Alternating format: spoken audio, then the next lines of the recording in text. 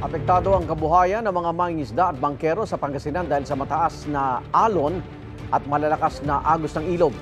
Live mula sa Dagupan, Pangasinan, may unang balita si CJ Torida ng GMA Regional TV. CJ. Igan, nandito tayo ngayon sa daungan ng mga bangka sa Barangay Pantala, Dagupan City.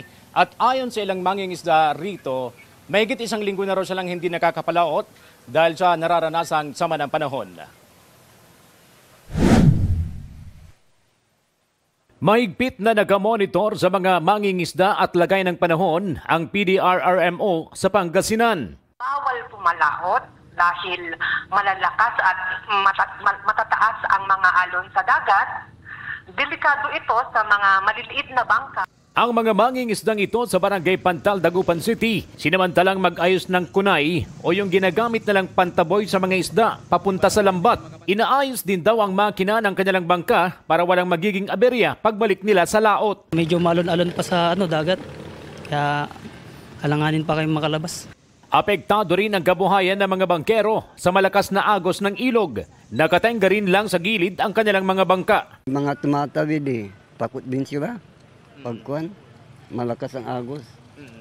Kaya naglalakad na yung kuan. Iba ang...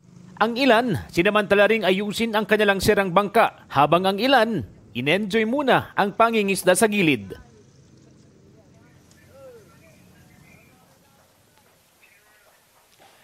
Igan, bukod sa PDRRMO, nakatutok din ang Philippine Coast Guard, ang PNP Maritime, siyempre ang lokal na pamahalaan at mga opisyal ng barangay sa sitwasyon ng mga mangingisda. Samantala, sa mga oras na ito, Igan, nakararanas tayo ng panaganakang ambon dito sa lungsod ng Dagupan.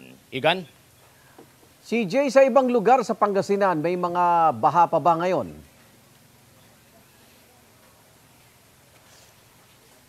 Igan, bukod sa Dagupan City, nakararanas din ng pagbaha sa ilang bahagi ng Lingayen, Mga Tarem, Kalasyaw, Santa Barbara, dyan sa Urbistondo, Aguilar at sa bayan ng Bugalyon, Pangasinan.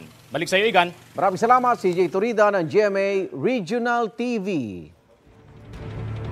Igan, mauna ka sa mga balita, mag-subscribe na sa GMA Integrated News sa YouTube para sa iba't ibang ulat sa ating bansa.